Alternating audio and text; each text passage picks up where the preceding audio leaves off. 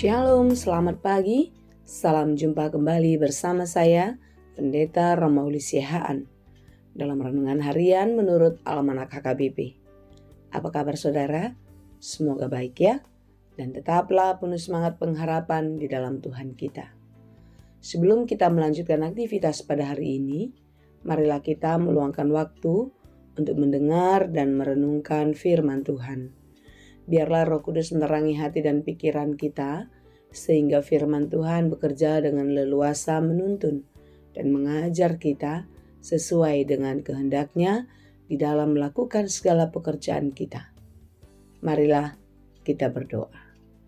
Ya Allah Bapa yang Maha Baik, kami bersyukur atas kasih-Mu, atas penyertaan-Mu dalam kehidupan kami sampai hari ini.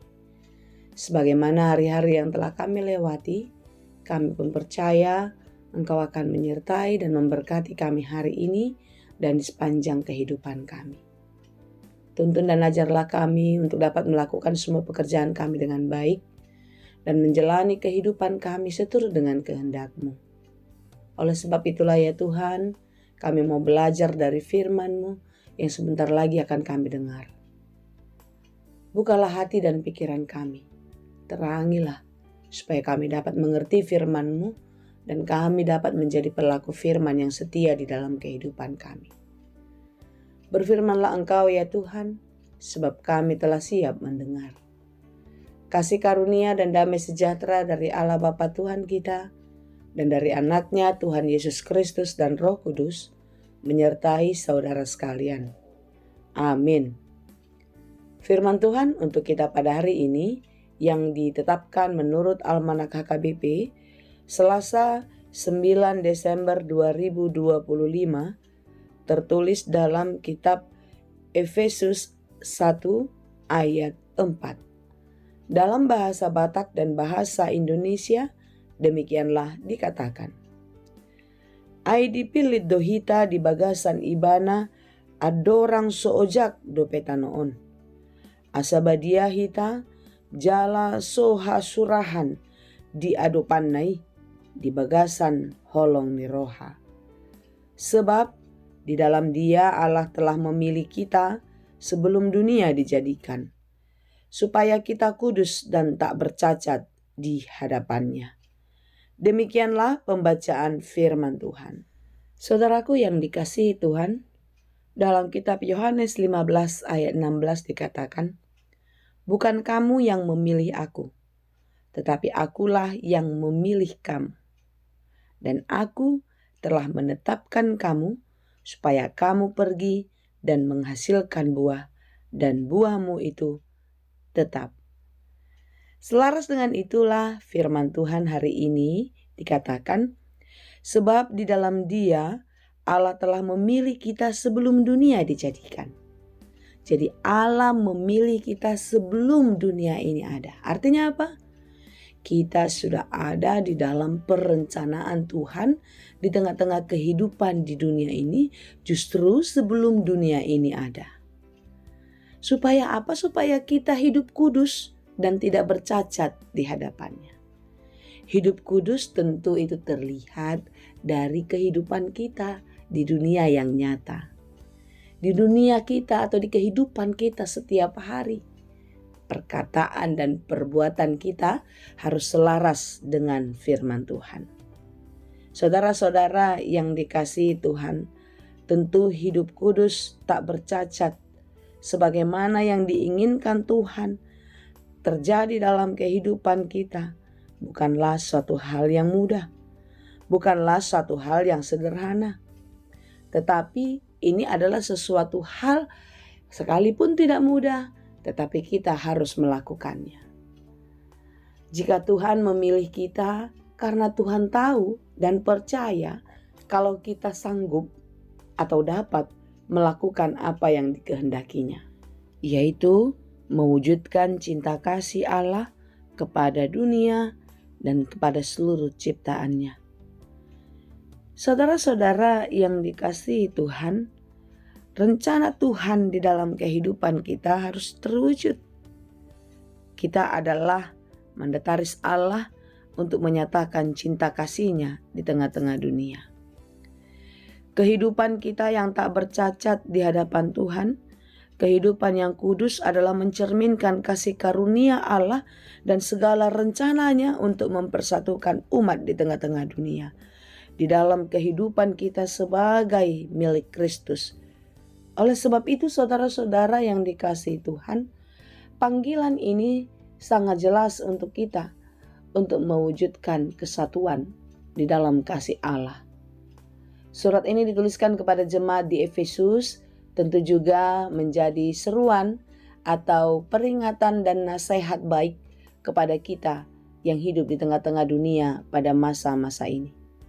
Allah memilih kita bukan karena perbuatan kita, bukan karena kemampuan kita, bukan karena kebaikan kita, tetapi karena kasih-Nya, karena karunia-Nya yang besar kepada kita. Dan tadi dikatakan jika pemilihan terhadap diri kita itu dilakukan sebelum dunia ini ada. Itu adalah menunjukkan suatu rencana Allah yang abadi, yang kekal, yang tidak bisa digugat oleh apapun. Supaya setiap orang percaya, setiap kita menjadi kudus, hidup tak bercacat. Tentu kehidupan yang tak bercacat itu di hadapan Allah. Kudus di hadapan Allah, bukan di hadapan manusia. Di hadapan manusia kita bisa berpura-pura, tetapi di hadapan Allah semuanya terbuka. Pemilihan kita terjadi di dalam Tuhan, di dalam kasih dan persatuan Allah dengan Kristus. Oleh sebab itu saudara-saudara yang dikasihi Tuhan, kita dipanggil untuk hidup kudus tak bercacat, untuk mewujudkan kasih Allah di tengah-tengah dunia. Artinya, dengan kehidupan kita, kita menjadi alat Tuhan untuk mempersatukan setiap hati yang berbeda. Kita dipakai Tuhan untuk menerangi hati yang jauh daripada Tuhan. Hari ini firman Tuhan sungguh-sungguh mengingatkan kita supaya kita tetap hidup di dalam kasih-Nya, hidup di dalam perintah-Nya, hidup di dalam kekudusan tak bercacat seperti Yesus Kristus ada di tengah-tengah dunia. Marilah kita menjalani kehidupan kita dengan baik, menghargai dan terus mensyukuri kasih karunia Allah yang diberikan kepada kita di tengah-tengah kehidupan ini. Karena Tuhan yang memilih kita dan Dia tidak pernah salah pilih dalam kehidupan kita. Tetaplah kuat dan teruslah tampil menjadi duta-duta kasih Allah di tengah-tengah kehidupan kita di dunia ini. Menyatakan kebaikan-kebaikan Tuhan melalui kehidupan kudus dan tak bercacat di dalam kehidupan kita. Tuhanlah yang menolong dan memampukan kita, dan Tuhanlah yang dipermuliakan melalui kehidupan kita. Tuhan Yesus memberkati. Amin. Terima kasih Tuhan untuk firman-Mu hari ini. Terima kasih Tuhan jika Engkau telah memilih kami, jika Engkau telah menetapkan kami sebagai alat Tuhan di tengah-tengah dunia ini. Jika Engkau memilih kami sebelum dunia ini dijadikan, Engkau telah menetapkan kami sebagai alat-Mu melakukan yang baik, yang kudus, sesuai dengan kehendak Tuhan. Biarlah terus di sepanjang kehidupan kami, Tuhan memakai kami sesuai dengan kehendak-Mu saja. Berkati kami hari ini dalam segala pekerjaan.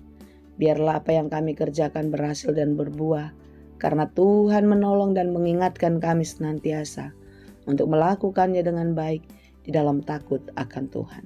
Berikanlah kekuatan dan penghiburan bagi saudara-saudara kami yang sedang berjuang dan berduka cita, secara khusus saudara kami yang terdampak bencana di Bonapasogit atau di Sumatera Utara, Sumatera Barat dan daerah sekitarnya. Biarlah kekuatan dan kepulihan daripada-Mu membuat saudara-saudara kami kuat dan terus bertahan. Dan biarlah semua kami terus menjadi menang di dalam kasih Tuhan. Terima kasih Bapa. Biarlah apa yang kami kerjakan, yang kami rancangkan sesuai dengan kehendak-Mu, dan berkatilah di dalam kehidupan kami. Di dalam Yesus Kristus kami berdoa. Anugerah Tuhan kita Yesus Kristus dan kasih karunia Allah Bapa dan persekutuan Roh Kudus, itulah kiranya yang menyertai dan memberkati kamu sekalian. Amin.